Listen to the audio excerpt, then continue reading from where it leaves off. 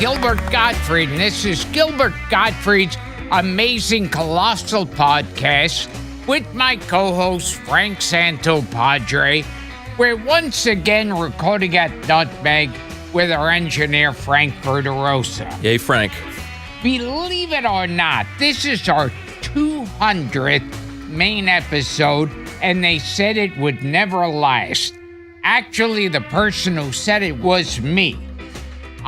For the special show, we've invited 3 of our favorite former guests because they were the absolute best choices, and also they happen to be free tonight. Our first guest is an award-winning cartoonist, illustrator, and a friend and frequent guest on the podcast. His work has appeared in National Lampoon, Spy, The New Yorker, Time, and the recent humor publication, The American Bystander. His new book is Drew Friedman's Chosen People, which features portraits of everyone from Sammy Petrillo to George Zucco. And a new documentary about his life, The Vermeer of the Borscht Belt, is currently in the works. The artist formerly known as Judots, Drew Friedman. Our next guest is a musician, songwriter, record producer, playwright, novelist, and screenwriter. He's a Tony winner, a Drama Desk Award winner, the winner of the Edgar Award for Mystery Writing, and the recipient of ASCAP's or ASCAP. Yeah. When the hell can we interrupt this? This is just dreadful. We've heard it all before. In the middle of it. Oh, my God. In the middle of reading that, I said, something is not right here. This is a word. This isn't. It's supposed to go a little faster. Yeah, it's ASCAP. And I think that made it go a little faster. And I think I called you Freeman. Freeman. Yeah. You're thinking Mickey Freeman. Yes. You want to tell the audience who this person is that you're talking about? Okay, which one? The one you're in the middle of introducing. The ASCAP. Okay. The ask something. Okay. Okay. The recipient of ASCAPs. Do you know, I think I once worked for ASCAP to make it even worse. I once like a temp job? I did. I had a crappy job. Right. I think it was ASCAP. So you blocked it. It was a bad memory, so you blocked it. It was horrible. Right. Now does what's his name? Former guest Paul Williams. Yes. He's the president. I am pretty sure it was a New York office. He had nothing to do with it. Yeah. You want to introduce this man? Where it says ASCAP, the Distinguished ASCAP Award, you can cancel the distinguished part now. Yeah. George M. Cohen Award. Yeah. He's worked with everyone from Jerry Lewis to Barbara Streisand to the Jackson 5. And he's the rare individual who can tell you the difference between the great Gildersleeve, Frank Nelson, and Gail Gordon. A creative polymath, and the ingenious Rupert Holmes. It's easy for you to say. And last but never least. Okay, hold on. The last time I was here, Frank wrote a long introduction and lost it. That's true. I left it in my office. I think we should do the same thing here. Have you found it? Well, in the interest of symmetry. The last but never least, for his 4th appearance, a gifted and popular actor who's appeared on hit TV shows such as Mad About You, Spin City, Curb Your Enthusiasm, Gotham, and Red Oaks, and acclaimed films like Argo, Inside Out, and A Serious Man. He's also the winner of a Drama Desk Award and an Independent Spirit Award, and he's still pissed off at Mario Cantone for disrespecting Mr. Magoo's Christmas Absolutely Carol. wrong. But he's never won anything from AFC. Our very own Tony Randall, the brilliantly funny Richard Kind. Yes. Now There's no applause, and I said thank you. Yes. All right, there you go. They can applaud. There's 62 people in the room. Yeah, nobody applauded. You're free to applaud. We have a studio those audience wonderful, here. those wonderful This is careers. ridiculous.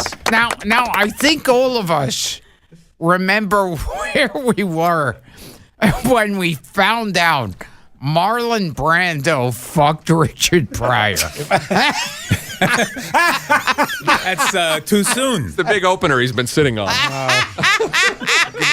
Started. Talk about a big Who made the move? opener. Who made That's the what he move? was sitting on. Who had the It courage? would be What year was that? What year was that? I don't know that much about it. The details. according to Quincy Jones. Yeah. Who would know? Marlon Brando fucked Richard Pryor in the ass. Right. Well, he said he would fuck anything at that point. A mailbox. True. Well, That's that's a put And down who picked? of Richard. Who picked who Pryor. fucked who? Yeah, it was like who was on top and who was. Well, I like to think Brando was on Was this top when they were making- because the image of an 800-pound Is this Brando when he was making The Godfather? climbing on board of a terrified Richard Pryor. I'm gonna have to draw it. And, and Yes, how, but if he was on top, you won't have to draw Richard Pryor. Okay. and how would you find Marlon Brando's anus? This is the What year, Marlon this is Brando? a warm up. This is his warm up. He was still in good shape in 1968. Well, I like He to was in- think it was the Brando you'll Yeah. remember When it was as in- like a ton. the one from the Matthew Broderick film. Are you incorporating a stick of butter into this image that you're trying to Oh, excellent. Yeah. So I think that lets us know who was on top. Fingernails, no fingernails. He's obsessed with this. Should we book Quincy Jones to settle this once Oh and for my! all? I want dear Quincy God. Jones as a co-host. Okay, great. Perfect timing. Or Mrs. Pryor. Didn't Mrs. Justin. Pryor say Yes. that this is all true? She said it's did. true. Yes. A daughter. His daughter denied it. His wife said it might be true. It might be. Yeah, his daughter I thought- denied it, but I mean, This let's is- face it's it. kind But of- what was the someone- opening line? It- Who made the who hit on who?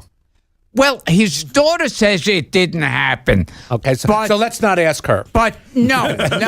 And policy. but let's face it. If you found out that Marlon Brando fucked your father in the ass, you'd deny it too.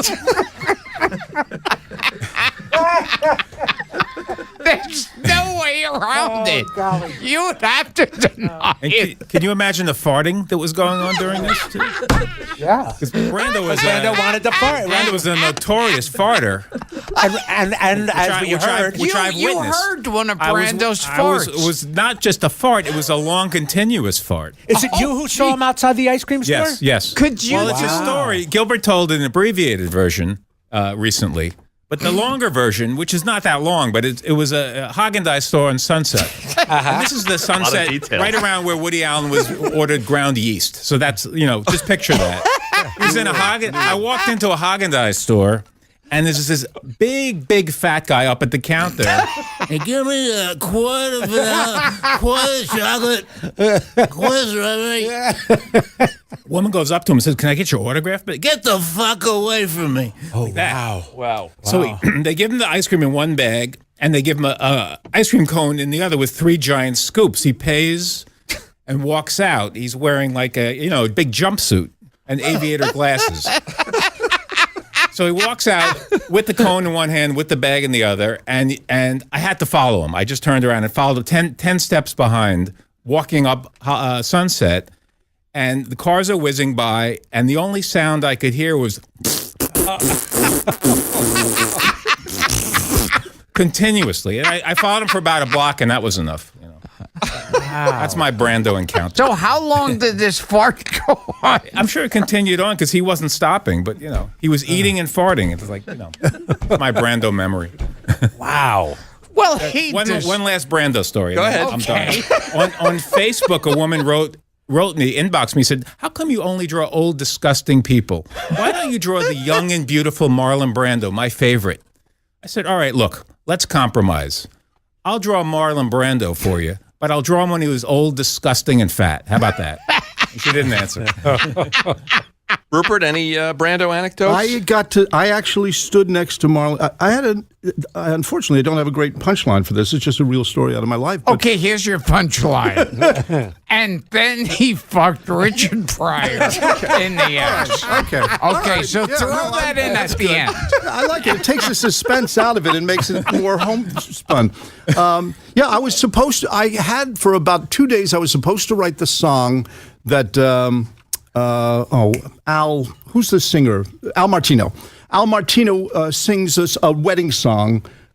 He's standing in for Frank Sinatra in Godfather. And I was supposed to write that song. And then someone who was related to an executive at Paramount said, no, don't you remember? I'm going to write that. And so as my consolation prize, I was invited to the set of The Godfather. And it was filmed at 127th Street Filmways. Do you remember when there was, for a while it became Foodways? This is a Marlon Brando story, but I'm realizing there's no humor involved. Doesn't matter. Okay. So I'm wandering up there to this, and they've replicated the entire Long Island mansion from Godfather inside this studio at like 127th and Adam Clayton Powell Boulevard. And I go in there, and I'm standing, and I'm watching this actor whose name is Al Pacino. And this Al Pacino has supposedly been chosen because he's the mob's choice. This is the stuff that was going around show business. That's the only reason they're using him. And then you'll remember, the big shame of Brando being in the movie was everyone knew it should be Edward G. Robinson, that he should play the Godfather. I'm not saying this as a fact. This was the scuttlebutt, was how can they not give it to Edward G. Robinson? And Robinson was alive, huh? Yeah, he was. So I'm standing there, and there's this scene with Al Pacino, this actor named Al Pacino. That's how they were pronouncing it. This Pacino, of course, obviously. And it's the scene where the Godfather is telling Richard Castellano, and I forget the other one. Abe Vigoda. Right. It was another one, too, that now Michael is going to be taking over the business and all like that. I'm standing next to this janitor who's obviously sweeping up. And he's in a ratty old gray sweater, and I'm thinking how lovely that this old fellow, that obviously a fixture of the place, is allowed to stay so close to the shooting. And I'm standing next to him for about 10 minutes while they do the scene. They have to go and tell Al Pacino, you're overlapping too much dialogue. We won't be able to cut. You're talking over too many people. You have to space it a little bit. It tightens up when we cut it. This is how he had done Panic in Needle Park, I think, just part of that. And suddenly they say, "Mr. Brando now?" And this janitor who's been standing next to me for 10 minutes moves forward. I never would have recognized him in a million years. No one had seen him with the cotton balls in his cheeks, and his hair was all unkempt and all like that. It was great. He did a good thing. Anytime he was doing a line, and he didn't like the way it was going, he would screw it up, so that the scene would get screwed up and they'd have to start again. And he mainly played with a fish tank. And then, oddly enough, Richard Pryor arrived by cab. Really? What happened? Richard Pryor, what happened? He said, "Hey, sweet cakes." I knew it was. I haven't been getting enough of that septuagenarian stuff. God. Yeah. Heard this story. Gilbert, did you know Danny Thomas wanted to play the Godfather? It's true. He It's did. true. He did. Yeah. Anthony Quinn. They seriously considered And Anthony of course, Quinn. Sinatra wanted to. But Paramount wouldn't go in for the Windex. The costs of the Windex to alone. clean the That's right. glass. Want to hear a coffee horrible tables. thing? I was at a golf tournament this weekend that raises a lot of money for St. Jude's. People got up with the most beautiful story about children and the families and the blessings that we're doing by giving money. And Danny Thomas finding it, and all I could think of the entire evening when they showed, Danny Thomas, and he says, "If I die and this place is built, I have lived for one thing, my reason on earth." And all I can think of was that. It's like just all I can girls think take with the glass shitting table. in on the glass Yes, coffee a great humanitarian, and that's how you've poisoned my mind. It took 13 minutes to was get to the still Danny Thomas. controversial. Yes. I know. It's horrible. Controversy of There's no what reason to actually just malign Danny Thomas. For those sports fans out there, of which I know there are none, Jack Brickhouse, who used to announce for the White Sox, Right. he used to like to get shit on. Well, Fantastic. So if only ESPN The other guy- would have me on a podcast, I could talk about something. I wish I followed sports. the other guy who was into it was Otto Preminger, of course. Really? Yeah, I've He heard liked that. to He get must have shit done on. everything. Yeah, it was German, you know. Yeah. It's like Rupert, what pseudonym are you going to use for this episode? I do have a Paul Schofield fart story. Oh, Okay, yes, he was good. doing the misanthrope. I want to add a little class. nice. To tone it up. Tone up the it up. story. Yeah. He's doing the misanthrope in London with Diana Rigg, and he's walking across the front of the stage, just going with each step, and the whole front row is going, "Oh my God!" Like that. They could hear and smell it all. A fart for all seasons. Very nice. Very nice. Beautiful. There are no small farts, only great actors. You never met Brando, Richard? No. Oh my God, no. Yeah. He was going to, Brando, there was a rumor he was going to do a version of The Odd Couple with Wally Cox. And, really? yeah. He and did other They were things. Hollywood roommates. They were Reporter. roommates. Wally Cox. Yeah, they were roommates for years in the 50s. Yeah. But the Odd Couple. in the And they say 50s. that Wally Cox was the masculine or the Right. strong one That's of right. the Say. two. Yep. That's right. That's what they say. In the 50s, Wally Cox was called the original Richard Pryor. Now, you were telling us before you were at the home of, and I keep forgetting his name, Emil Sitka. Emil Sitka. Emil Sitka, yeah. Well, Yeah. in the 80s, I visited. I had friends who knew him. So Emil Sitka, of course, was the one, appeared in the Three Stooges shorts. He always played the professor and hold hands, you lovebirds. That guy with the white man. But he was as sweet as can be, and it was just like I never met any of the actual Stooges, but I met Emil Sitka, corresponded with Joe Besser. That's as close as I came. But Emil was terrific, and he was writing his autobiography. He was very passionate about it, but sadly he died while he was writing it, so I never got to illustrate. He wanted me to illustrate it. Yeah, I think that's great. And have you ever, like, I know you say that George Carlin gave you his number, or was it Richard Pryor? Oh, yes, And to yes. call up. Have you ever called anybody up and just said, like Dick Van Dyke called Stan Laurel He when looked got it up to in the town? phone book. Yes. He looked it up in the phone No, book. I understand It's a that. beautiful But, thing. there are numbers I could probably get from somebody, but I would never. I've never had call them. numbers of people like I had George Carlin's number, Norman Fell's number, and Jonathan Winters. I didn't call any of them. I've had a few other numbers like that. And because to me, it was like kind of like when you get a girl's number and she goes, oh, hell, here's my number. Yeah, call yeah, me, yeah. call me, call me. Right, and here's my work number. Call me. Don't lose that. And then you call Then you them. call and and they go, it's yeah, like, you know what? Please don't use this. yeah. You call them up and it's like, yeah, hi. But Still you does have, that, by the you way. have the courage to go and visit somebody, right? To call them up. Well, not really. I mean, I wait for the right opportunity. Like, when I was a kid, I got to meet a lot of people through my dad. Right. So, I kind of, was taken along to Elaine's. And, and I went to Groucho's house, for the day I remember when I was you a saying, kid, were when I you was and your brother, 14 right? with my brothers. Yeah, I remember We that spent the story. day there. Then we were invited back the following week. Groucho's girlfriend, Erin Fleming, called my dad. Groucho would like you to come back next week. He loves kids. And they're having a reunion with Mae West, who hasn't seen in 35 years. So my dad said to my brothers and I, hey guys, we're invited back to Groucho's house. You want to go? And we looked at each other and said, nah, we had enough Groucho. Wow. And that's like basically my only regret in life is that we didn't get to witness that. Well, I took my daughter. I was nominated for a Tony. Thank you very much. I was nominated for a Tony, so I go to the awards and I take my daughter. Okay, and my daughter meets Cicely Tyson and Bernadette Peters and David Hyde Pierce. She's sitting next to Zachary Quinto, who is a great guy and a great actor, but not in the pantheon of those names that he will be. But she's sitting next to. She couldn't care less. She only wanted to meet Jane Lynch. She could that evening went. All she wanted was the ice cream Because of Glee? Why Jane Lynch? Because of Glee. Glee, yeah. And I knew Jane way before. You know, I knew her before at Second City and stuff. Is there anybody you've been dying to call, but you don't want to pick up the phone? Yes, but I'm embarrassed to say it, and it's somebody who I shouldn't be embarrassed. There's a guy who wrote a book called Full Service.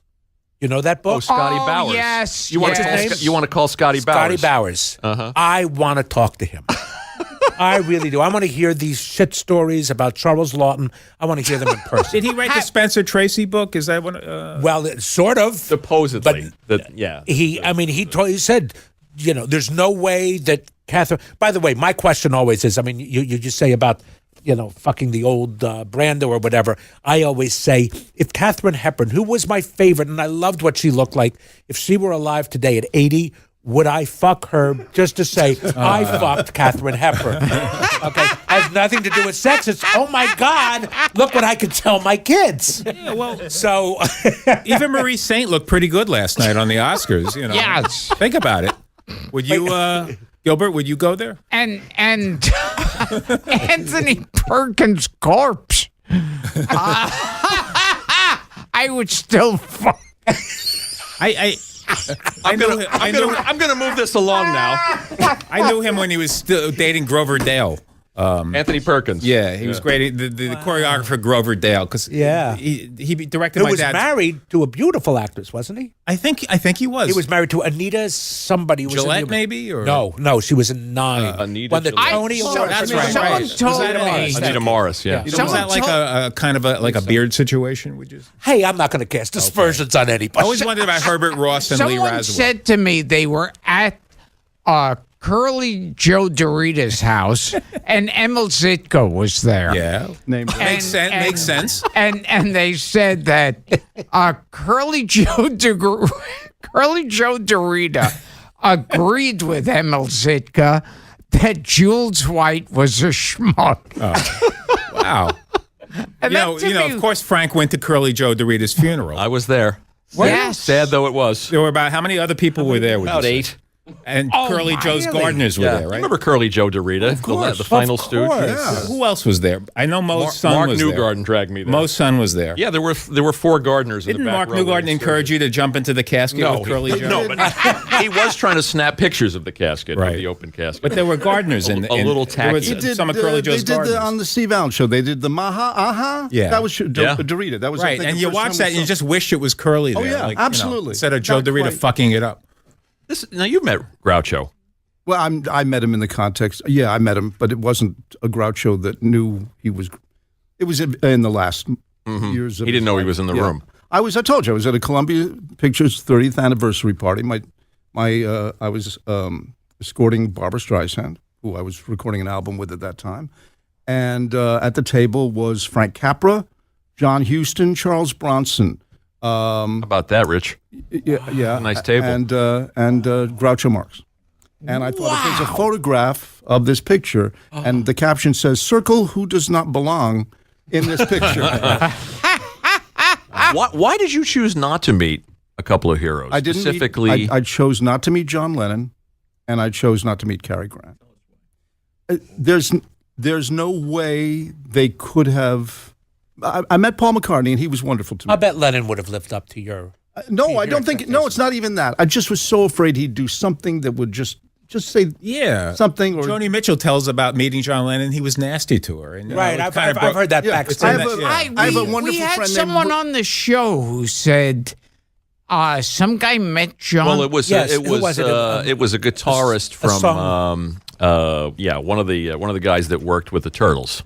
It was Howard right, Palin I who told me remember the that. story. and he that's said right. John Lennon was unkind to was the guy. so mean Yeah. to him that he quit. He quit tricky. doing music. You could just catch somebody at the wrong moment. Like Yeah. young George Carlin encountered Danny Kaye, his hero, and Danny Kaye was nasty yeah. to him. Oh, yeah. And it broke his heart. Yeah. And he would talk about it for years and A years. wonderful writer named Rick Mitz, who wrote a Hi, book Honey, I'm called. Home. You know him? Yeah, I know Rick. They wrote a wonderful book called the Great TV sitcom book or something like that. And he finally is writing. He worked for Norman Lear quite a bit, and he finally is writing a special for Mary Tyler Moore, who's like only half the book that he's written. He so idolizes her, and I love Mary Tyler Moore, but they happen to they were shooting, and he was the scriptwriter, and they said, Mary, we want to introduce you to maybe your biggest fan in the history of the world. This is Rick Mitz. And she turned and said, yeah, look, this joke right here is absolutely no good. It's got to go. It just doesn't work for me. And that was it.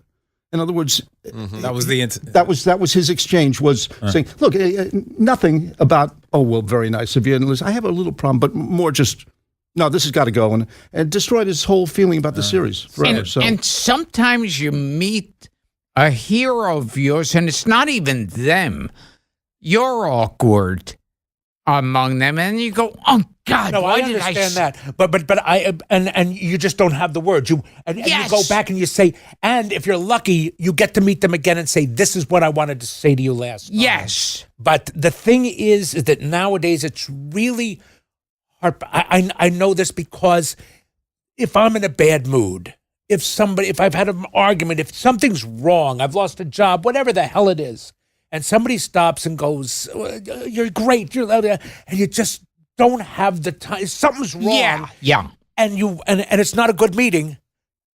Facebook will have it. And I've met, thank God, the only times I've been on Facebook where has been something nice. I was in Connecticut and I'm shooting a movie, and there was a woman at the Audubon, the little zoo there, and she was holding a bird, and I was nice to her. And her mother Facebooked, Richard Kind met my daughter and was so nice he lives up to his name. Well, thank God I was nice then. Yeah. But I'm not that nice. Yeah. I wish I were. I swear to God, I wish I were. I was singing at I was performing at not the Diplomat. What is the beautiful hotel in San Francisco that was the actual lobby of the TV series hotel? The Fairmont in San Francisco, and it's the last remnant of a nightclub.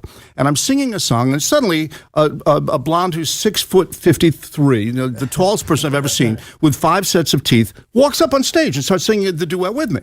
And I'm looking, and I'm saying, I have no idea who this is and if this is a maniac. And I go along with it. We get to the end of the song, and in the last bar, I say, "Oh, that's Susan Anton." Who's just come on? Sure. Now, I'm not telling you this is the moment I've been waiting for all my life to meet Susan Anton. She happens to sing my song tonight, but her date is Dudley Moore. Dudley Moore, and we go and sit down, and I do that thing that you're talking about, Richard, which is I'm so desperate to let him know that I'm not just a fan of his, but that I know absolutely every single thing he's ever done, every movie, every short subject, what he played in Beyond the Fringe, and I poured this stuff out of emotion, and when I was done, I thought, what have I done? I just said, no, I was doing that thing with it, saying, no, I know a lot of people tell you they like you, but I really know. I remember in 1960, when you did Cynthia's a Dangerous Age, 30 is a Dangerous, and luckily, the next day, he called me, and I said, I'm so sorry about everything I said. We got to actually know each other. But it is that moment where if you don't handle that moment, you could blow it forever. Absolutely. And you relive it. And it's just gone. Yes. Oh, the and you know what? And it also means nothing. When you go up to somebody and tell them, I love you, I love you, I love you, you're doing it for you. You're not necessarily doing it for the person. Unless it's told right. I shouldn't say what I just said. You meet, and Richard, I love everything you do. Go fuck yourself. When you meet these celebrities, no, I really mean it. A lot of people don't mean that, but when I say it, I really mean it. When I say God bless you, that's it's kind of like a stripper saying to you, "Oh, these other guys who are in here, oh, they're just such losers. But boy, you're different. You're a cool guy."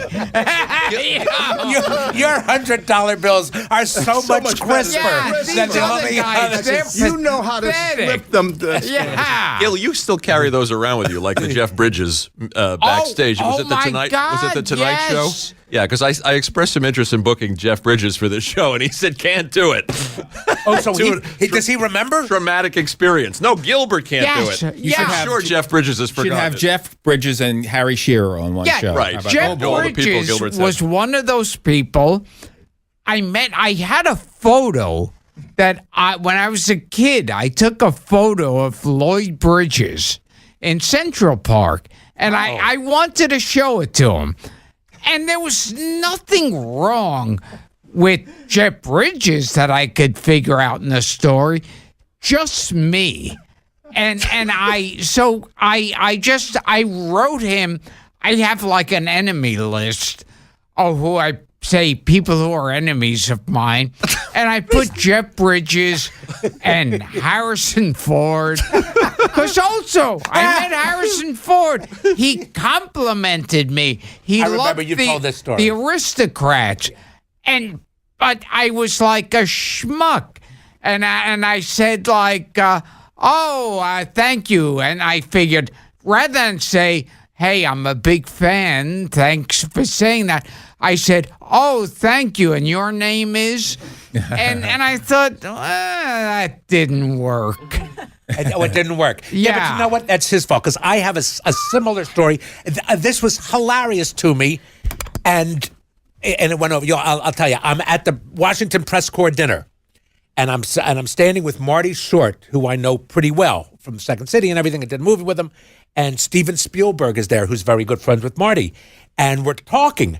And Spielberg pulls out his phone and goes, I got to get a picture of this. And I go, no pictures. I said that to Spielberg. Which to me is hilarious. That's hilarious. And you're correct. And Spielberg go, oh, I'm sorry, and put the phone on. I go, no. I'm so kidding, Steve. I'm kidding. But I did have one very funny thing. Because, I mean, when you're in that position and you pray to God, you have something witty, which I think the thing to Harrison Ford is. Shame on Harrison Ford for not getting it.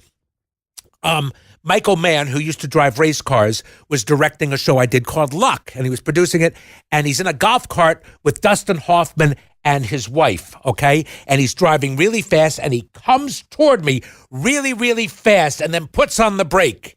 And what do you think I had the wherewithal to say at that time? You said, I'm walking over here. That's right. I said, I'm walking here. And I said, Just a God guess. bless me. Who would have thought that I'd be so good? I'll disparage myself, but when I'm good, that was fantastic. But I can't believe. What was the reaction? Yeah. No. I did it for me. Like I said, a he doesn't give a good goddamn fuck about who I am. I'd been working with Barbara Streisand for about a week. And she suddenly, and I'm there as both a songwriter and as the arranger of the album we're doing and the producer. And I'm kind of full of myself at that point. I'm thinking, I'm doing all right here. Okay. She starts to praise another songwriter. And she says, I saw that Mac Davis, he has a summer replacement show. And he has a segment where he just makes up a song on the spot. Just someone throws a sentence at him. He must be really, really brilliant to be able to do that. I so admire that. I said, I know what you mean, Barbara. I said, it's kind of like the thrill you get when Liza Minnelli hits a high note. And she looked at me like, why would you do that? Why would you ever? It took me about another week to just get back to sea level. Was it a again. joke, or did you? No, I meant it as a joke. I was doing what you know. I was doing that thing of. That's yes, but I'd want to dig my head in the sand if she did not get that joke. No, she did. It was just like I don't do those kind of jokes. You understand? We don't do the self-deprecating. She used to read Mad Magazine when she was younger. Did I she? know that. Yeah, she was a Mad fan. What happened? But Richard asked earlier if I ever called celebrities. I never did, but I waited to the point where celebrities would occasionally call me because they knew my work or I draw them. And the special one was Jerry Lewis, who I know Richard knows. I mean, Rupert, you know him. Have you met Jerry Lewis? I did meet him, yeah.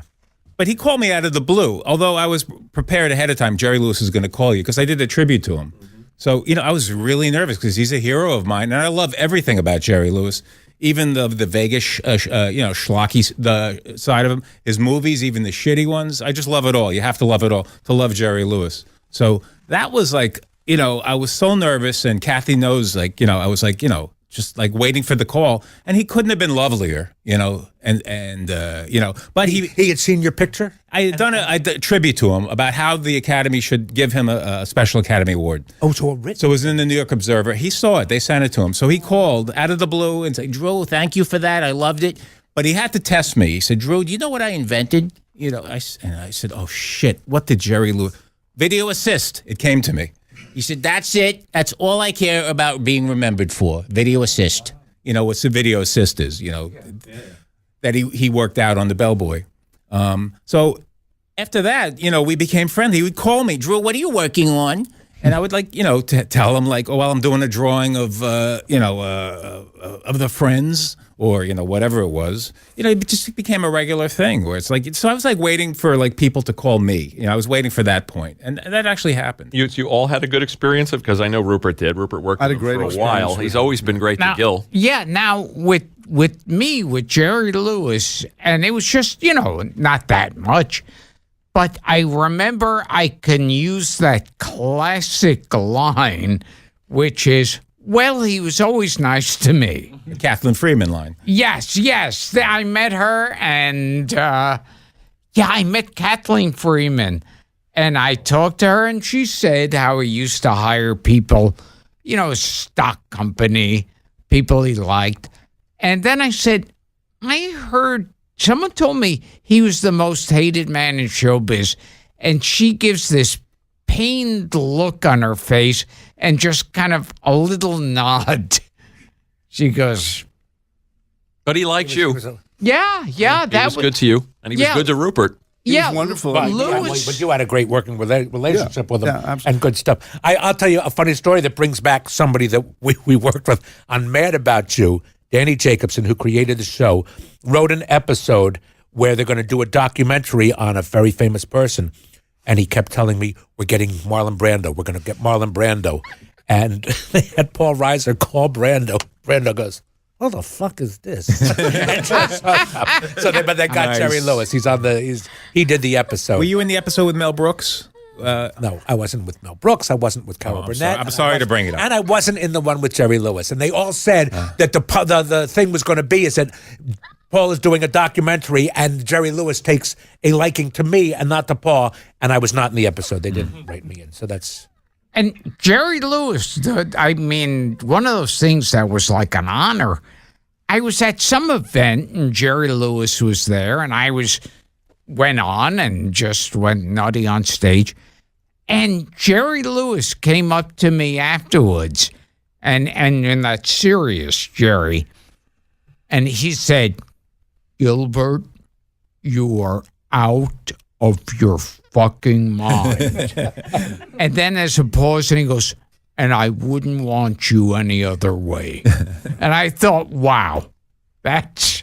I was witness to you doing the Aristocrats joke with Jerry, having his stroke that night or heart attack. Yes. What do you mean? What do you mean? At the Hilton, they had a giant roast. Yeah. Frank, you were there, right? Yeah, I was there. Yeah. I was there, and Gilbert, and Jerry, he looked purple, almost, pale purple. And you launched into it, and he was pounding the desk, sort of like, the Dean Martin roast where people were doing the fake pounding. He was doing that too, but he said he doesn't remember anything about that roast. Yeah. I talked to him about it because I was going to go up to him. I hadn't met him yet, but I was going to approach him, and I said, I can't approach him this way. He looks terrible. He's sitting there, between De Niro and De Niro and Scorsese, but he looked so awful. I backed off. He did. I wanted to have a picture of him laughing while I was at the podium, and they sent me a bunch of photos from the Friars, and I didn't use any. I didn't want any of them. Abe Vigoda looked better than him that night. Yeah, yeah. My friend, he was scary. My friend Grant Heslov, who produced Argo, was friends with Jerry Lewis's son, and he has a sleepover one night when he's a kid.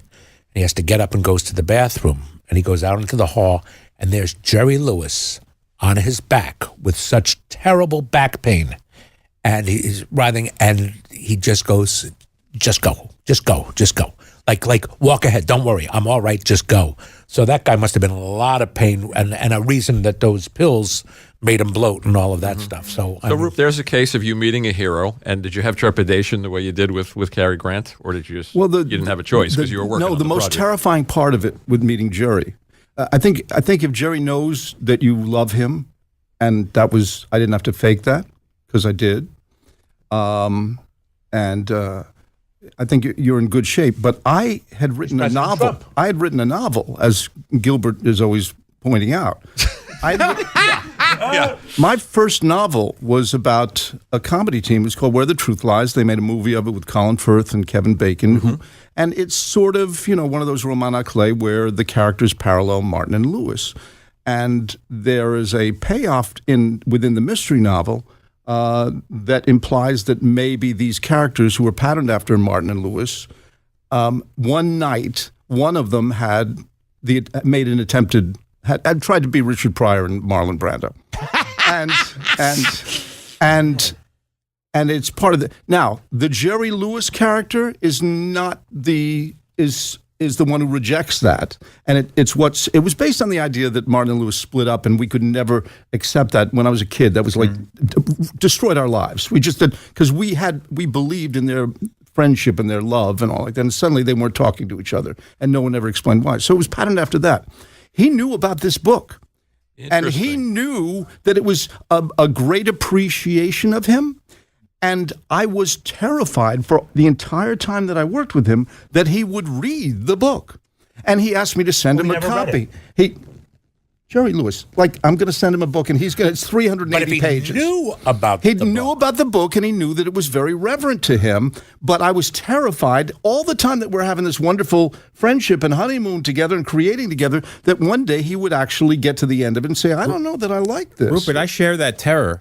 Because during my friendship with Jerry, I was absolutely terrified that he would know that I was the guy who illustrated the Spy magazine article about the day the clown cried. Which I know he hated. Put that together, huh? He hated that. No, he never. And I was terrified. And when he finally died, I was relieved. I can finally relax.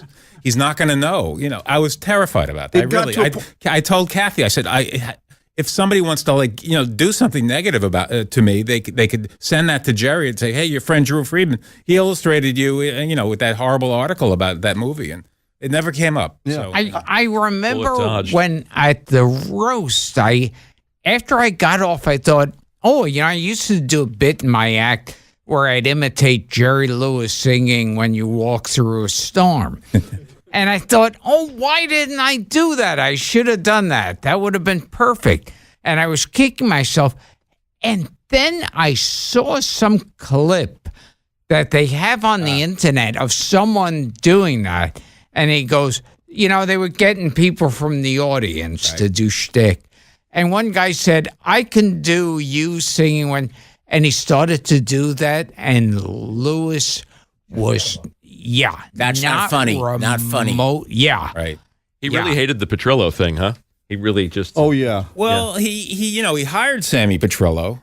I'm not going to explain who Sammy Petrillo is. No, if you listen to this show, he actually hired the 16-year-old Sammy Petrillo to use on the Colby comedy. He was a clone. Yes. Of Jerry Lewis. He did the best imitation ever. Of Jerry Lewis. I certainly know who he is. Scary. Yet I've never seen him. Well, he's in one movie, Bela Lugosi Meets a Brooklyn Gorilla. I remember which is, that. A ridiculous title, but he's 17 in that, and they teamed him up with a guy who kind of looks like Dean Martin. Duke Mitchell. Yeah. And he looks like Dean Martin the way I look. And Bela like Lugosi, but Bela Lugosi actually sings like Dean Martin, like I sing. Bela Lugosi actually thought he was working with Jerry Lewis. They said he would call him Jerry. Wasn't there a movie with Anne Bancroft where she's with a gorilla or something? Yes. Raymond Burr. I think Raymond Burr's in that. Raymond Burr's in that. It's got a French setting.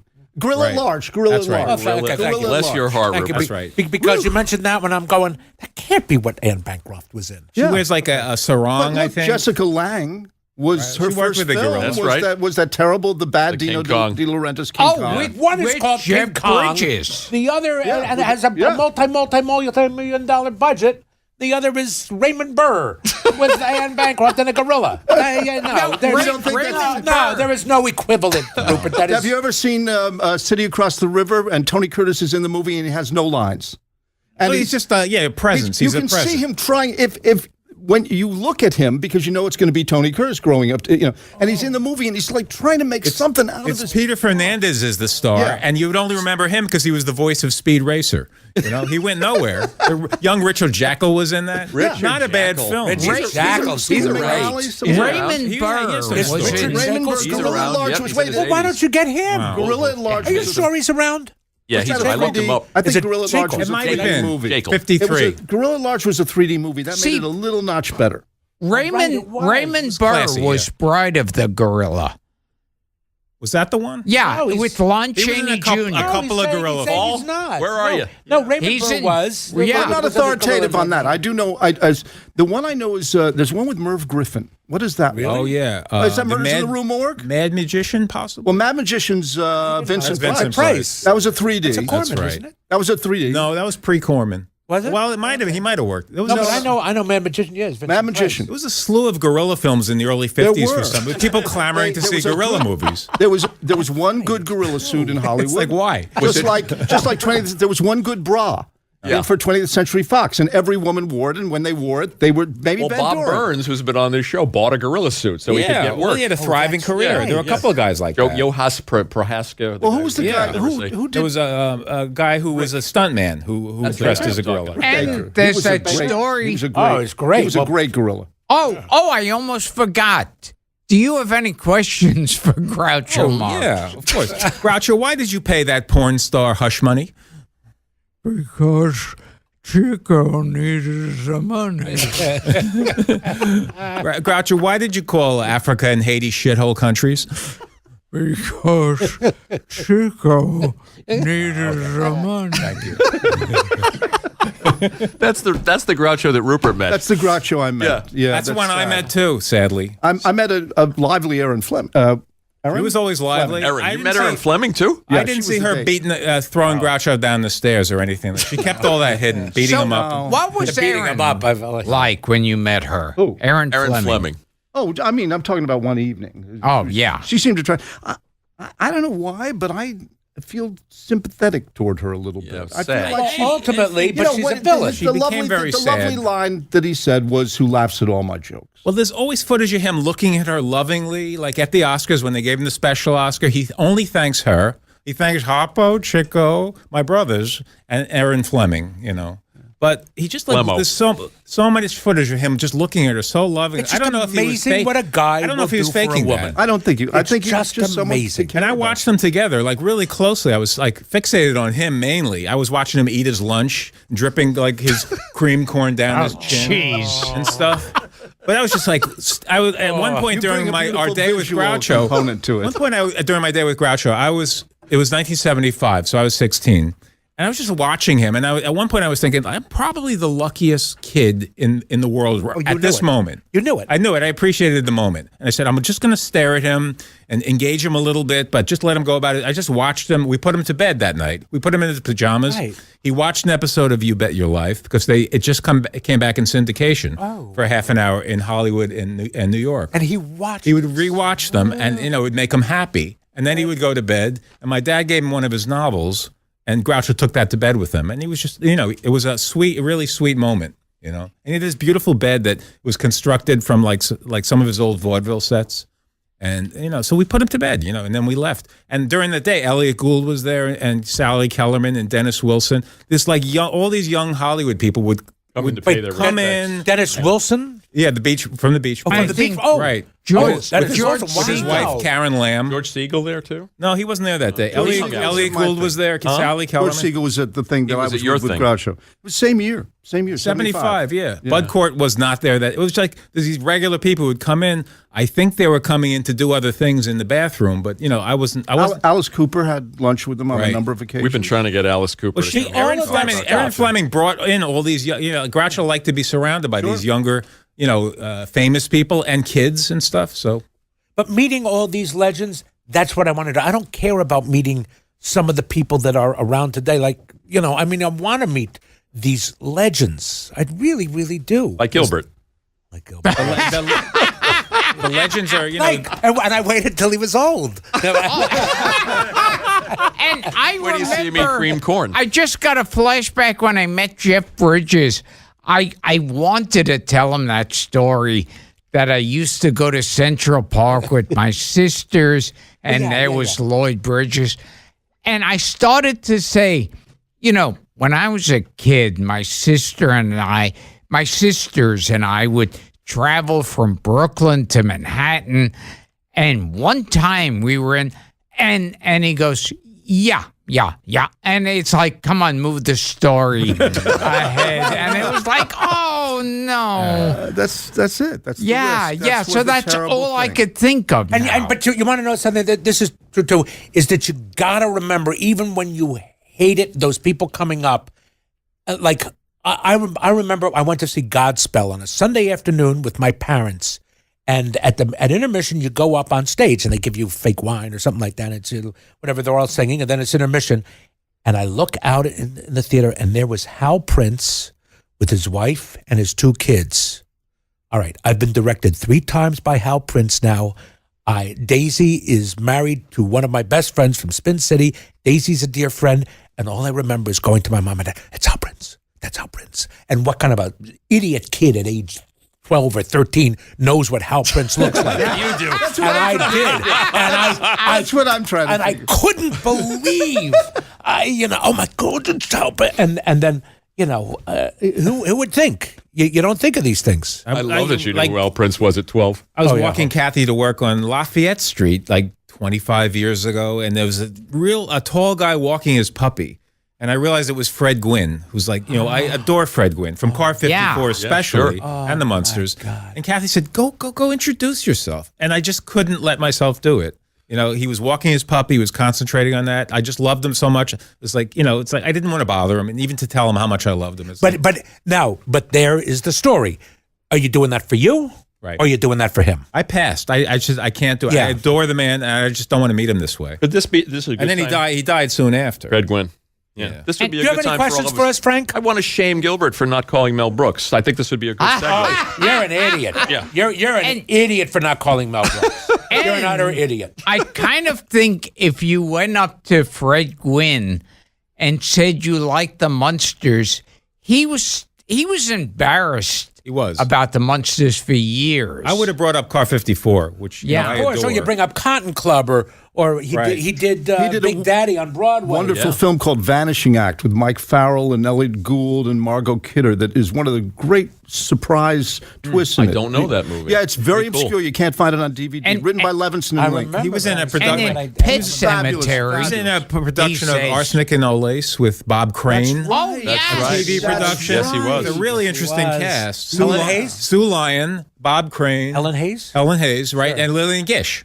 And Lillian Gish, right. It's like it's on YouTube, but Fred Gwynn played Now, that's the one brother. now- See, I remember those Jonathan old. That was that, and I believe Armstrong, the Armstrong tile and everything. I think they were the spot. These are the things I remember. Those things. Who sponsored it? Like you remember This the was lyrics. 69 Now- before Bob Crane. I you know, right. I you knew anything remember, and now about I'm him. getting a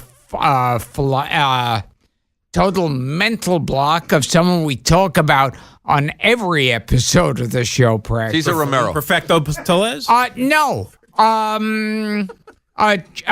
Cracker Jacks. Oh, Jack Jack Guilford. Guilford. Yeah, wasn't he Dr. Einstein? Yes, he was. Yes. he was. Wow. Very good. See, the one that I remember, this is so weird.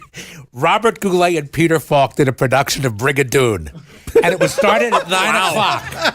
And my parents wouldn't let me watch it because it was Sunday night. Wow. And I sat outside their bedroom door and sobbed like, I'll show you. And they wouldn't let me watch it because it was on too late. And I cried. That's the kind of kid I was. Oh, I know. jeez. I the had parents. gayest I man. had parents who understood. They were wonderful. One night at 11:15 or 11:30, they woke me. Because you have to understand that in the 50s and into the 60s, until Saturday night at the movies, you didn't see recent films on TV. No, Right. no. It was all British films or, and they woke me because somehow at 11:30 at night, there was a Martin and Lewis movie on television on The Late Show. And they actually got me out of bed and said, you can stay up. It's because there was no hope of ever seeing a Martin and Lewis movie when you were like 11 parents. in that year. Wow. Well, I'm watching, we're staring, and I say, I don't think it's Martin and Lewis. And it was Sammy Petrillo and Duke Mitchell. And That's how I felt when I didn't know what I was watching. Yeah. I was about 10 maybe. He's pretty good. I wasn't prepared He for it. came pretty close. Yeah. He But, was He surreal. had that haircut Yeah. that was like He really Jim looked like- Carrey and Dumb and Really Dumber. channeled Jerry Lewis. But Duke Mitchell was Yeah, him you knew it was He had the fake. right initials. Duke, But yeah. I still All I know is I want your parents. I still defend that. I defend that film as possibly being as good, or if not better, than some Martin and Lewis films, which were really not very good. It wasn't terrible. The budget really showed. Plus, it had Bela Lugosi, and none of the Martin and Lewis films had a villain Had a really that good intense villain. and legendary. Yeah. You remember who directed it? William Bodine. Oh, it's One Shot Bodine. Yes. One Shot Bodine. Golly. And Bill it's Bodine. funny when you watch the Martin and Lewis films, it's like, with the exception of a scene here or there, I mean, they're pretty bad. Unless, the last ones, when they got Frank Tashlin finally Yes. to do those like full color CinemaScope films, those were special. Yeah. Even The though major- Martin and Lewis weren't even speaking with each other when they made Hollywood I or thought Bust. you're never too young. Was good. That's Major in the Minor, yeah, isn't they it? were Major in the remake. Minor. Yeah, that one they were that's a They good do one. that. They do a wonder. That's They were every remaking. Streets of Boulevard in old New York. Right, That's a right. Well, they gorgeous- introduced a Well, lot of also Sure. the one of the Carol Lombard, Frederick March movie. Oh, Nothing Living sacred. It Up. Nothing sacred. Sacred became what? What is it? Which one is Living that? It Up. Living It Up. Okay, With that's Sherry not North. He bad. does the dance with That's Sherry not North. bad. That was Living It Up has hysterical. Bobby Barber in it. Jerry Lewis doing your the Bobby Barber. jitterbug with Sherry Oh, it's North. hilarious. You can go on YouTube and watch it. Hysterical. Yeah. great. I yeah. asked him It's about great. that. It's I absolutely said, how much of that, I knew what the answer would be. I said, how much of that was choreographed? He said, absolutely none of it. Absolutely none of it. He said, I'm just doing. I asked him one time, I said, where did you learn to do? You're a nice dancer. When they do their little moves, maybe you don't agree, but. Oh, no.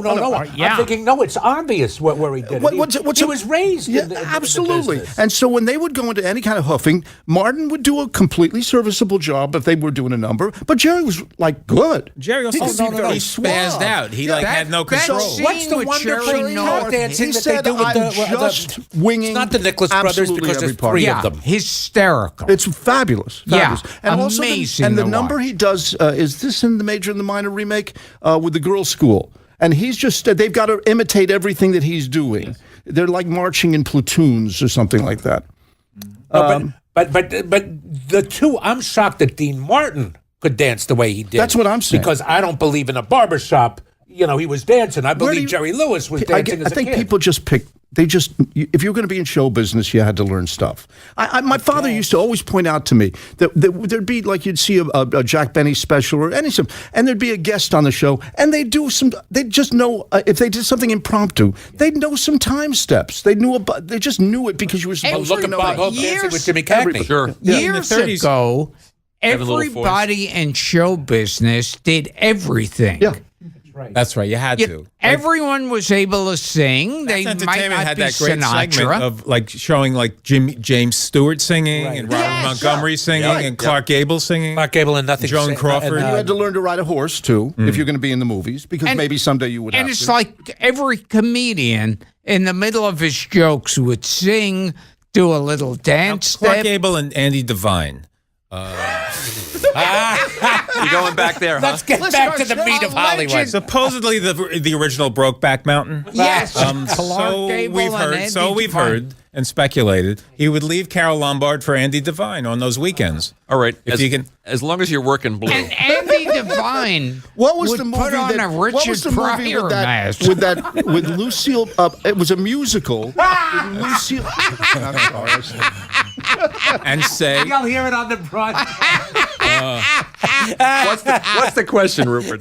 Keep going if you don't stop him. There's some musical with Victor Mature and Lucille Ball, and Victor Mature should not be in a musical. Well, Barry his was a daughter's lady. on Facebook, by the way, Victoria Mature. She loves this. She loves this show. I don't know. The Yeah. daughter's been Wow. She writes about this People show. keep telling me, Shemp's nieces are on No, it's Facebook. his daughter. You because have Gilbert, to meet them. Gilbert loves After the Fox. Okay. So she Yeah. chimed, she with the chimed in on original, Facebook. with the original Victor Mature, that was the billing. Yeah. Yeah, as Really? Tony Powell. In the actual Tony Powell. Remember the ad because Frank Frazetta painted the ad for that After the Fox. You want to tell your Who is the fox? All right, I knew it was coming. I am the And fox. Who are you? I am me. Who is me? I am a thief. You caused your mother lots of grief. So after the fox. sang this with Robert Wolf? Yeah. Oh, I Burt, know. Burt Bacharach. Burt That's Bacharach it. and Yeah. David. And how Yes. good, I guess. Yes, yes. They were writing all the Little Red Book from Casino Royale, I think, and The Look of Love. The opening. Right. He wrote the Blob theme song. The only thing worthwhile with 1958. Casino Royale, because it's a terrible movie, a mess, but that opening with Burt Bacharach's theme, it's the terrific. light shining and Burt Bacharach, I mean, that I think is great. The film has a couple of moments, I think. Woody Allen is has the a best few thing moments. in it. Woody He has is a few moments. excellent in it. Yeah. And maybe that's about it. But Peter Sellers, I loved it so much when I was a kid. I haven't seen it in maybe 40 years. So I guess it doesn't hold up so What much. other movies when you were a kid? I'm going to do Frank's job. Go that ahead, you Rich. loved when you were a kid and you saw it again. Someone should do Frank's job.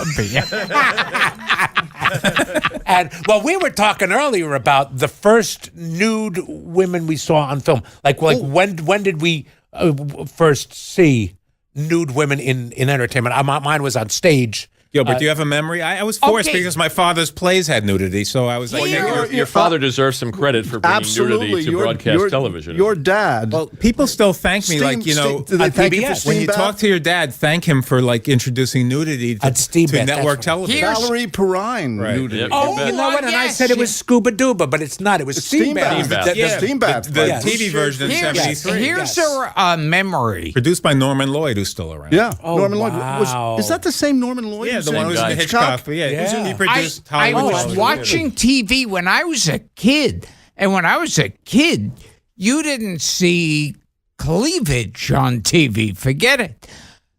They had a news story, and it was this girl riding a dolphin or a killer whale at SeaWorld, one of those places. And the thing went crazy. It started something, maybe a flash bulb went off, and it started leaping around, and they had to pull the girl out of the water or she'd be killed.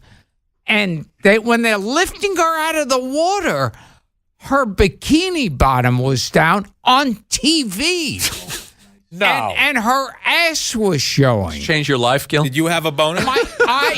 I ran to my bed and you prayed for this young woman. but you want to know something?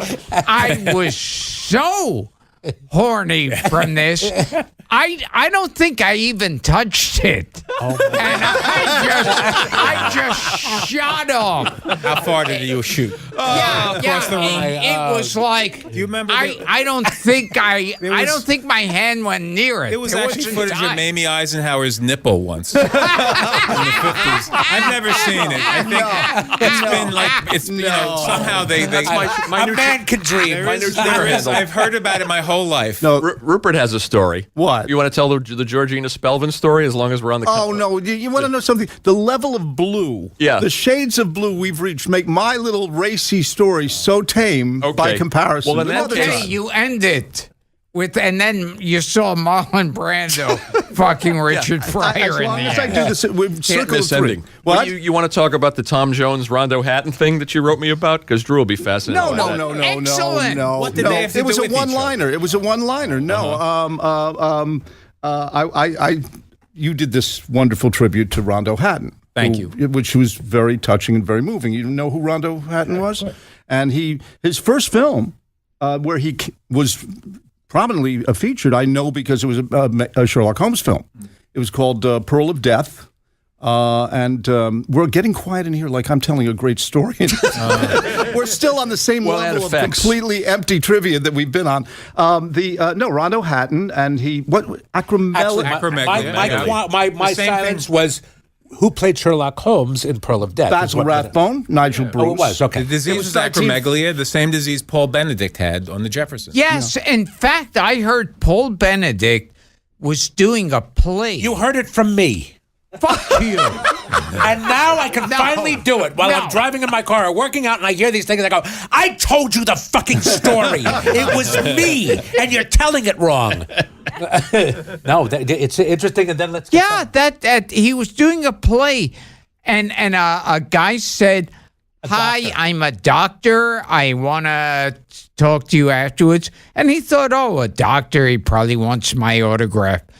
And he said, "I was looking at you on stage, And I think you have a disorder called acromegaly, and that's how he found out about it. I may have written that play.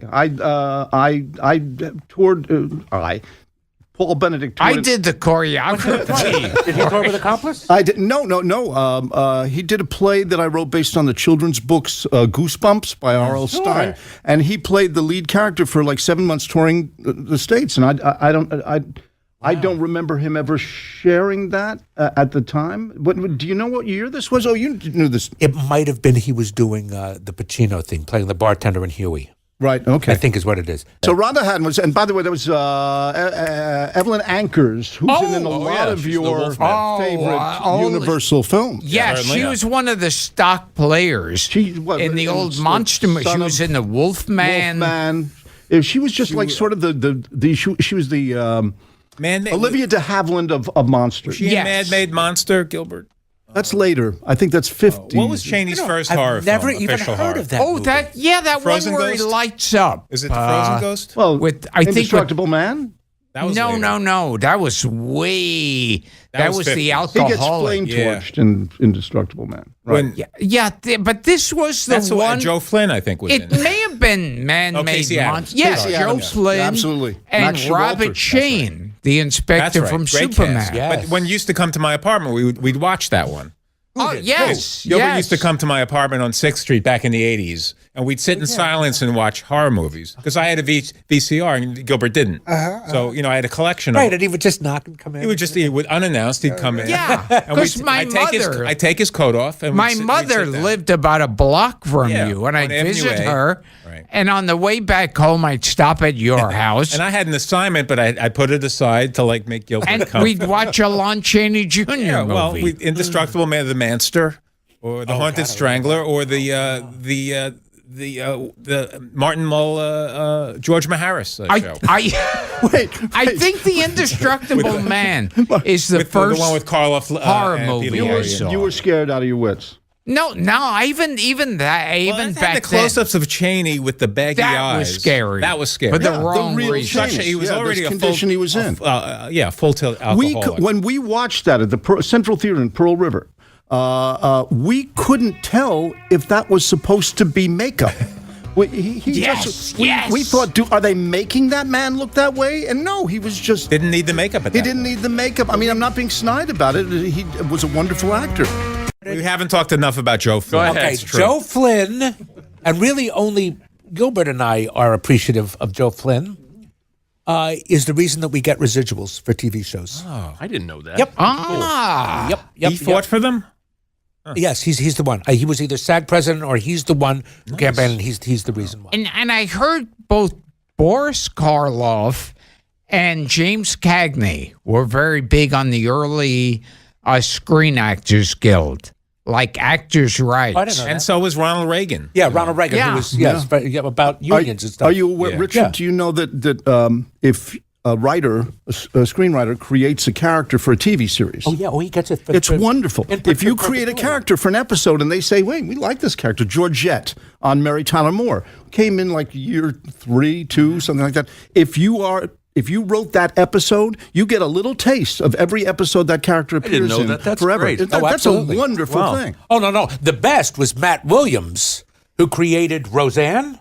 Okay, and about the 3rd or 4th episode, he comes in. They used to have a 5:00 show and a 7:00 show. The 5:00 show doesn't do well, and he comes into the green room in between shows, and he goes, "Tonight's episode was terrible, and the reason is you," and points at Roseanne.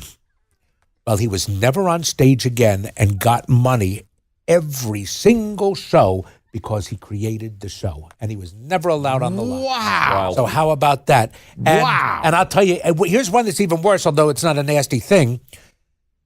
I want to say Brett Ratner, who wrote The Amazing Ducks, or the not the Mighty Amazing Ducks? The Mighty Ducks. Okay, whoever wrote that or directed it gets money from Disney because of the hockey team in Anaheim, the Anaheim Ducks. He gets money Oh. simply because he wrote the movie. And How about that, huh? And Gene Roddenberry, he made sure to write lyrics for the theme to Star Trek. No one's ever seen or heard these lyrics. He wrote them whenever they played the Star Trek theme. He made residuals. That's what Carol O'Connor did. Right. Carol O'Onnor suddenly decided that That's right. the people on the family That's should right. have lyrics called "Remembering You." Right. Yes. I'm remembering you. After the show had been closing on. theme. The closing Yes. theme. Closing Yeah, the opening theme was written by Charles Strauss and Lee Adams. That's right. And the line that no one could ever understand was, GRO LaSalle You ran had to great. re-record. Yeah. they re-recorded it and people still couldn't understand. And you know what was funny? When they re-recorded it, it was so forced. It Yeah. like Slows stopped. down. She enunciated it. Sound ran Right. great. Yeah. Right. We don't care that much. All right, this is the Wait, perfect. wait, wait. Do you have a bottle? Because I got to pee.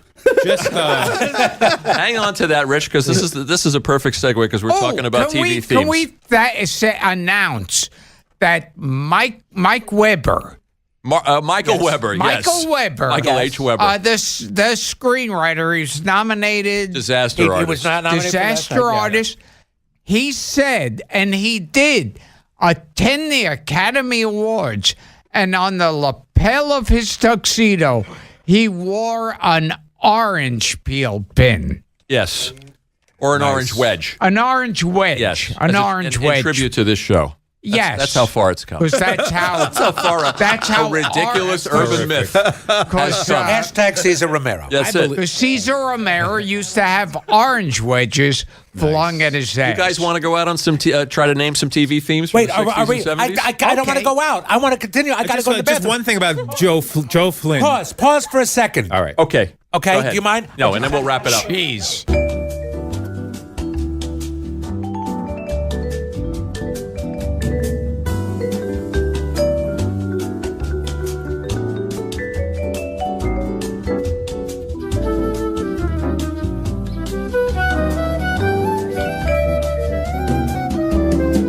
Did you wash your hands? Because I see you're about to drink a beverage. No, I'm kidding. You guys need an act. I know where I've been. I just peeled an orange. If anyone would like to drop your hands. You got to throw By the way, I was smart enough. You gotta start throwing them. to eat my orange over here, so that the audience doesn't have to hear.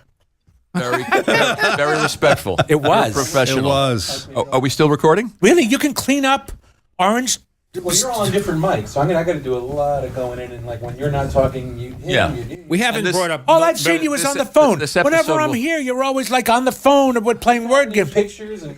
It'll only take about 9 hours to I edit this promised episode. everybody on Facebook we'd be discussing Milton Berle at least, that's tiny true. bit. I Maybe want to at the know end. about Milton Berle's son. One of you must know. Well, was it that comedian? Was it the? He says it's a comedian. He Well, said he had a the guy comedian. who produced Courtship of Eddie's Father, the guy James James Comack. Comack. That was James a strong rumor. Comack? Yeah. From- James Comack. He was, by the Comack. way, brilliant on a TV series that no one remembers that I love called Hennessy, starring, I can see even you don't remember. I know who Wait, it is. I I know who it is. remember. But the child actor, Jackie Cooper. Yes, absolutely. Oh, and that's Abby, right. And Abby Dalton. It was a. And I Roscoe know Abby Carnes. Dalton very well. Irving Brecker. Irving I Brecker know her made that show. very No, well. in Martin in Martin Balsam, in Milton Berle's autobiography, I love her. he says that he ran into some really successful director. Right.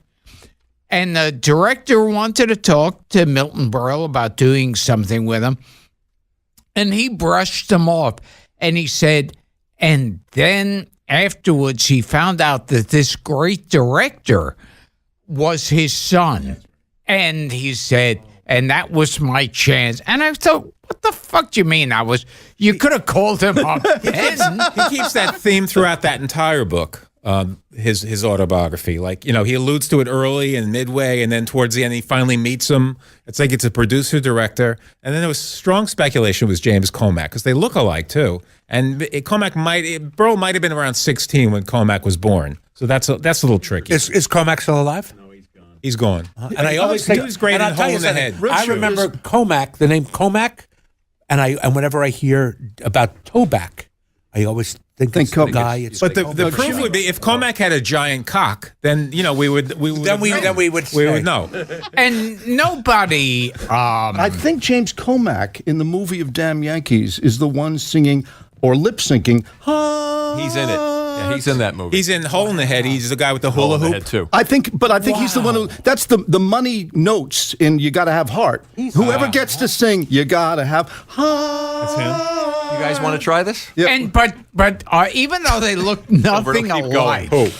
people were suggesting, because you say big director, Yes. people always go, "Oh, Steven Spielberg." So it started a semi-rumor that Steven Spielberg is the son of Milton Berle. I'd like to think that's true. You want to try some Burl theme has song a- skill? No. Okay, good. He has a. Can we? I have because this is the 200th. Yeah, And my guess is you listen to all of these shows. Yes. you're the only one. No, Am I the only one? You are. you're the only one. Yeah. I really am. Huh? Pretty much. Okay, I 'cause listen to Craig. You know, I have an announcement actually. You know, I don't want to break. I don't want to burst the bubble and. Right. But Richard Kind is not actually here. It's actually Craig Bierko. You know, somebody had Craig to, Bierko. somebody had to say it. Craig Bierko is doing the imitation Right. of you. And Craig, would you? You know, Who's from The Simpsons who does a great you? Dan Castellaneta, No, but the other one. Hank Azaria. I've seen him do you fabulously. Yeah, Hank I mean, Azaria. Gilbert, do you do Richard? Craig Bierko did an imitation of you where he was saying like, and I heard and it. then my friend George Clooney. Oh yeah. Okay, I've heard. He's done that many times. Somebody said, "Oh, I bet Craig is the only one." So many people do an imitation of me, and I can't do it except for this because this is how Hank got it. Is they said, "Can you play?" And I was guesting on a show called The Commish, and they go, "Can you play poker next Monday?" And I go, "I can't. I'm doing a commish," and that's the only way I can. That's the only imitation. Who does the of me. best one?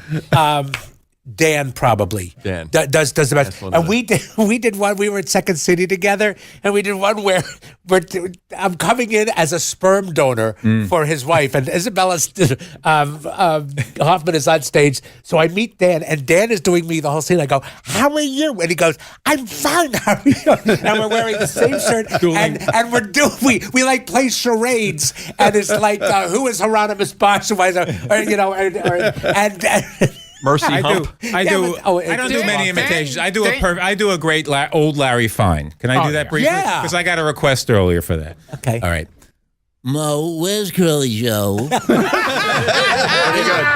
Pretty Last good. I heard, he was in the kitchen making flapjacks. That's it. Pretty good. Dan Castellaneta was doing the voice of the genie after Robin was pissed at Disney because he felt they screwed him in the first one, and in Return of Jafar, and then in the series they had an Aladdin series, and Dan Castellaneta was Did that work? Was it good, or was it like Mel Blanc when he tried to do Elmer Fudd, and you always knew it was shit that Arthur Q. Bryan had died? That's right. You could tell. Like the guy they brought in to do the second Fred Flintstone, it just was never the same. Well, he wasn't doing like an out-and-out imitation of Robin Williams. Yeah, he was just So that must have been good. But Yeah, Dan is great. Dan's ridiculous. Yeah, but As- he was incredible. as very is Hank. funny. As is Hank. He was so good on Mad About You as the dog walker. Yeah. Azaria. Yeah, funny guy. Oh, he's wonderful. Gil, what do you think? Okay. We got a 2-hour show here. Is that true? No, but So far, Oh, I could keep going. we got more. Oh, absolutely. Oh, we haven't talked about Francis Bavier's taint yet. Gilbert claims that No, but I've Francis been thinking Bavier about it the was eaten entire by her time. Me cats. too. Yes, I heard that she became a recluse Yes. late in life, Yeah. and they found her dead body, and cats had eaten her. 75 cats. Yeah, No, I Irving. think that's- No, Irving That's cats. the girl. No. He was a Who's pussy the hound. girl It's from true. Attack of the Giant Leeches? Sandy Dennis? No, she was She a had cats too. Sandy Duncan. Yvette Vickers. Vickers, yeah. Yvette Vickers. She was found with her cats as a mummy. Yeah, as very well. sad. And Marie Prevost. the She silent was- star. she Yvette was Vickers, who was eaten a by her dog. centerfold. was She in, was uh, Is it eaten really by sad? cats. Is it sad No, they're she- dead Right. and they're eaten by their cats? Celebrities who were dead, like, eaten it's- by their cats. Dying is sad, and then after they die, Did anybody eat? Did any of Louis Stone's cats eat him when he died? I don't think it got to that point. It's tragic enough. We were talking earlier about celebrities who died on stage. You Oh know. yes. Frank Sutton, Dick Dick Shawn's the famous Shawn. one, Dick Shawn. and Joe Flynn. I didn't Yeah. know about Joe Flynn. Yeah, I forget. I didn't what know show. about- And I Cary didn't know Grant about this died preparing to go on. That's right. Preparing. I was going to mention. Really? He only got 2 Judys out, and then I I saw Burt Lahr's last performance, which was at Go. the Tappan Zee Playhouse in Nyack, New York. He was doing Never Too Late, the Paul Ford vehicle, and he died the next day. That's I've never. Oh, and did what he was choke on a it? Lay's potato chip? Is that how he? Say again? Did he choke on? Jack Carmen Guilford with the Miranda. Cracker Jack. though. in That was his a throat. terrible It's thing. terrible. I think Carmen Miranda died immediately after in her filming dressing it. room. Oh, did she? Yeah. She went back to the I can dressing room understand that. I can- And of course, died. Park Your I Carcass. saw Dory Shari passed away. I saw him the night before he died. He gave a lecture somewhere I was, and then he died the next day. But I can understand somebody putting out that much and then It's going terrible to backstage. watch Jerry Lewis run up those stairs in Cinderfella. Oh my God! Because he makes it to the it's this wild take where he's going Yeah. and he gets to the top of the stairs and runs off, and the next day you read that he had a heart attack and was laid up for like forever. Well, how about Park Your Carcass? I just said that. Yeah, Albert Brooks' father. And do you know how they found out about it? Which I've said on this show. I'm sure I have, because they woke up and were listening to the radio and found out that That's how Albert and his brother and his found out. brother found out that they're dead. And Albert had helped him with his material that night. And I was didn't like, know and that. it was a great memory he has. The last time he saw his dad, he helped him. And Parky Carr, you've probably heard the tape. He was great that night. He was funnier Great. than George Burns and Milton Berle and Yes, Desi I Arnaz heard he killed. and Tony Martin. He killed. He really did. Well, he and, killed and himself. they said Desi Arnaz, when they found out he was dead, Desi Arnaz, left the stage crying. That was the final nail in the coffee of the Lucy Desi marriage, because they were still married when they did that roast. The roast was a Lucy Desi roast in the late 50s, and they divorced soon after that. Too traumatized by the death of Park Your Wait, Carcass? yeah, you're trying to make a correlation. Is that what you're doing? I think so. I don't that think you're might right. have- I don't think so. either. And I adore you. And having just met you, I adore you. Always And loved you. I think you're wrong. Bob could be right. Einstein, who's the son, him and Albert Brooks, the sons of Park Your Carcass. Bob Einstein, they said, one time someone said to him, and they said, well, isn't it beautiful your father died doing what he loved? And Bob Einstein said to him, he said, what does your mother do? And he goes, she's a housewife. And he goes, let's go over to her house now. And while she's doing the laundry, I'll take out a gun and blow her fucking brains out. And we can say she died doing what she loves. When I met Albert a couple years ago, he said, because I've done books on Jewish comedians, old Jewish comedians, he said, how come you didn't include my dad? I said, he never got old. He died in his 40s. I said, I'd love to. But Albert now is in his late 60s, and, if I do another book, I'll include him. Now, because you mentioned Desi Arnaz, have I said this, or have you ever heard the story about when Lucy walks in on him getting a blowjob? Oh, no. Oh, this is the greatest. This is the greatest. Desi, who was a womanizer, is getting a blowjob in his dressing room or something. And Lucy walks in, and Desi looks down and goes, what are you doing?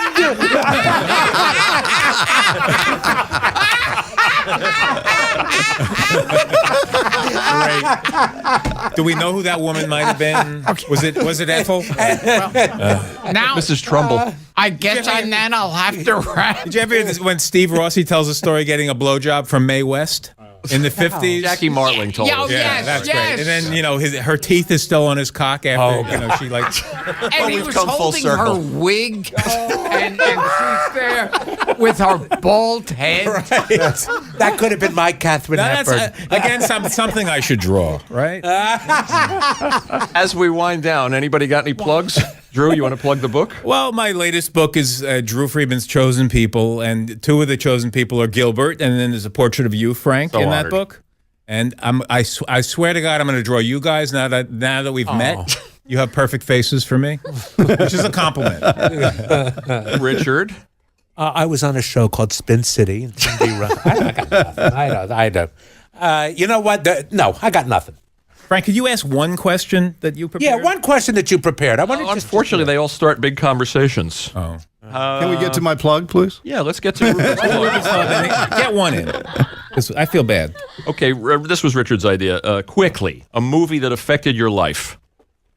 But say affected not the way you watch movies, but how you view the world. What really changed you? Because I don't know whether or not movies or art can do ahead. that. I would say minute we have. Skidoo was the life changer for me. Yeah, yes. You know, it was like That's when you went into the priesthood. What the fuck? You know, it's like one of those films. It's like a guy would you like to ask Groucho why he did Skidoo? Groucho, why did you appear in Skidoo? Because Chico needed the money. Chico had died 10 years before. That's not working.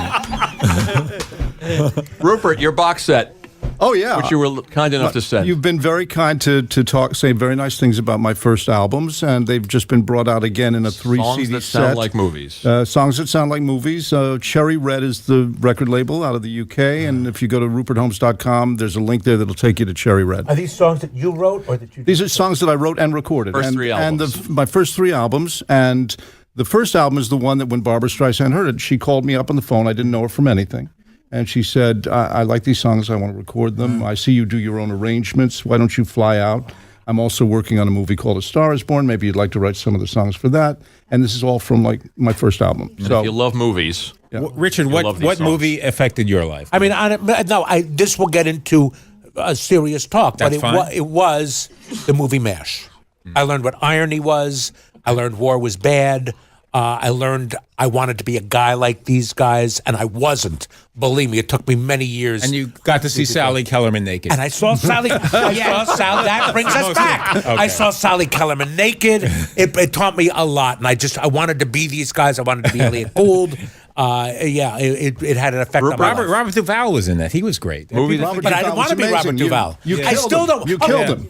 But you remember that he tells the turn. Yeah. Yeah. But you want to hear my Robert Duvall Yes. story? Okay, my dad says to me one time when I'm much younger, he goes, "Son, did you ever see the movie Tender Mercies with Robert Duvall?" And I go, "Yeah," and he goes, "Why can't you act like that?" Robert Duvall. Rupert. Oh, I don't know. North by Northwest changed my life. It made me think what movies could do to you. Just the effect. I saw it.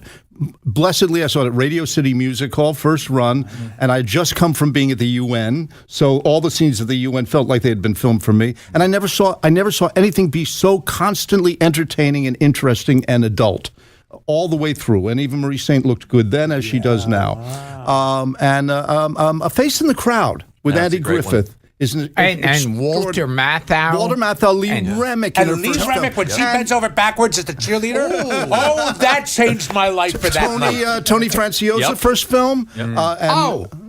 In A Face in the Crowd, there's one part where he finds out Tony Franciosa's fooling around right. with Lee Remick. Right. And he wants to fire him. And Tony Franciosa says to him, he goes, he tells him how, they're working together. There's no way he can fire him now. It's too late. And he goes, "You're in bed with me, lonesome, in bed." Fantastic movie. Great. Yeah, but do you have a favorite film? A film that changed your life? I can't really think of Was it one. that woman There's- falling off the dolphin? The what? Oh, yes. It was a short subject. Film at 11. I had so That'll many do it. films that I loved. Frank, what was yours? Oh, God.